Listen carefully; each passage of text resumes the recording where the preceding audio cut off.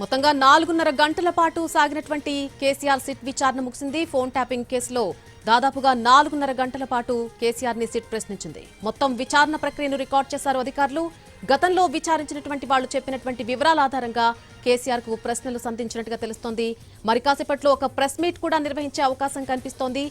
Press meet నిర్వహించిన తర్వాత అసలు ఏం చెప్తారు, ఈ ప్రశ్నించినటువంటి తీరుకు సంబంధించి లేదా సిట్ ఈ విచారణకు సంబంధించి కేసీఆర్ ఏం చెప్తారు అనేది ఇప్పుడు సర్వత్రా ఉత్కంఠగా మారింది. నందినగర్ నివాసంలో మధ్యాహ్నం 3 గంటలకు కేసీఆర్ విచారణ ప్రారంభమైంది. విచారణ కోసం కేసీఆర్ ఇంటి 2వ అంతస్తులోని ఏర్పాట్లు చేయడం జరిగింది. అధికారులు విచారణ ప్రక్రియను రికార్డ్ చేయడానికి గాను ప్రత్యేకమైనటువంటి ఆడియో వీడియో పరికరాలను కూడా అక్కడ అధికారులు ఉపయోగించారు.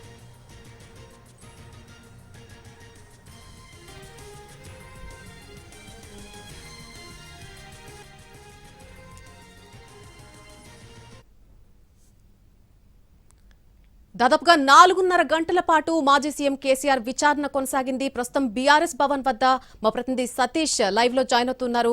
మరి కాసేపట్లో ప్రెస్ మీట్ నిర్వహించే అవకాశం ఉన్నట్టుగా తెలుస్తోంది. పూర్తి అప్డేట్ తెలుసుకుందాం.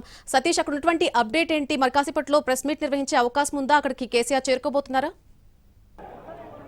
ఎస్ నళిని, కొద్దిసేపటి క్రితమే బీఆర్ఎస్ అధినేత కేసీఆర్ సిట్ విచారణ ముగిసింది. నందినగర్లో ఉన్నటువంటి నివాసం దగ్గర ముగిసింది. అయితే ఆయన ఎప్పుడు వస్తాడు, ఆయన విచారణ ఎప్పుడు ముగుస్తుందని ఎదురు చూస్తున్నటువంటి బీఆర్ఎస్ శ్రేణులు కార్యకర్తలందరూ కూడా తెలంగాణ భవన్లో ఒక్కసారిగా అలర్ట్ అయ్యారు. ఇక్కడికి సీట్ విచారణ తర్వాత కేసీఆర్ ఇక్కడికి వస్తారని చెప్తున్నారు. కాబట్టి ఆయన ఇక్కడికి వస్తారా, లేకుంటే కేటీఆర్ హరీష్ రావు ఇక్కడికి వచ్చి మీడియా సమావేశం నిర్వహిస్తారనేది ఇప్పటివరకైతే క్లారిటీ లేదు. కేసీఆర్ వస్తారని కొద్దిసేపటి క్రితం ప్రచారం జరిగింది కాబట్టి పెద్ద ఎత్తున ఉన్నటువంటి కార్యకర్తలు ఉదయం నుంచి ఇక్కడే వెయిట్ చేస్తున్నారు. ఆయనని ఉదయమే తెలంగాణ భవన్కి వచ్చి ఇక్కడ నుంచి నందినగర్ కేసీఆర్ వెళ్తారనుకున్నారు. కానీ ఆ తర్వాత ఆయన నేరుగా కొంత లేటుగా బయలుదేరారు.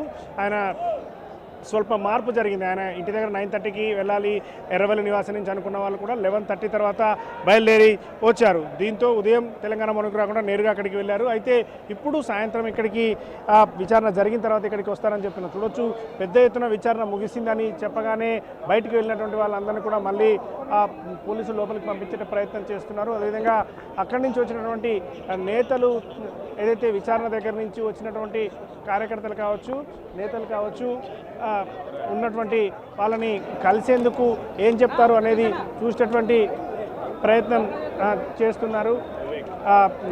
ముఖ్యంగా ఎమ్మెల్యేలు ఎవరైతే మార్నింగ్ నుంచి ఇక్కడే ఉండి ఎదురు చూస్తున్నటువంటి ఎమ్మెల్యేలు వాళ్ళకు సంబంధించినటువంటి నేతలతో పాటు ఉన్న కార్యకర్తలు అందరూ వస్తున్నారు. మరికొద్దిసేపట్లో ఇక్కడికి హరీష్ రావు కూడా రాబోతున్నారు. మాజీ మంత్రి హరీష్ రావు ఇక్కడికి రాబోతున్నారు. మీడియాతో కూడా మాట్లాడే అవకాశం ఉంది.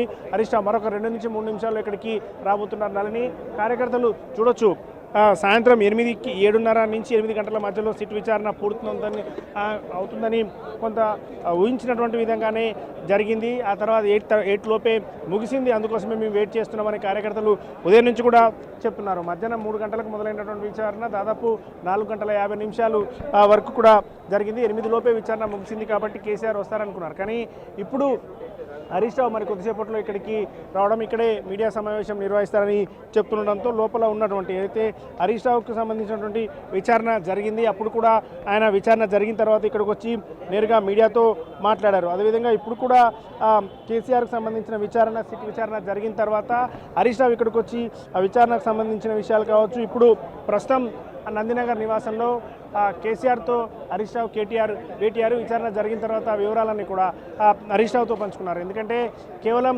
కేసీఆర్ మాత్రమే ఉన్నారు విచారణ సమయంలో, ఎవరిని కూడా అలో చేయలేదు. ఆయనతో పాటు లాయర్ని కూడా అలో చేయలేదు. కాబట్టి విచారణ సమయంలో ఏం జరిగింది, ఎట్లాంటి ప్రశ్నలు అడిగారు, తనని మళ్ళీ విచారించేటటువంటి అవకాశం విషయంలో ఏం చెప్పారు సిట్ అధికారులు అనేది పూర్తి స్థాయిలో కేవలం కేసీఆర్కి మాత్రమే తెలుసు. కాబట్టి ఆ విషయాలన్నీ చెప్పేటటువంటి అవకాశం ఉంది. ఇప్పుడే 2వ అంతస్తు నుంచి కేసీఆర్ కూడా కిందికి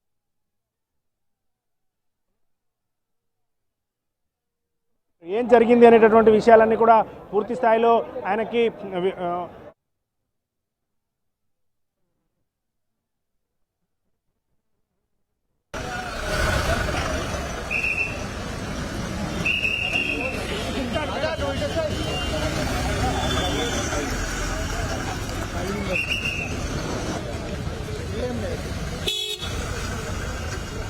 దొరికి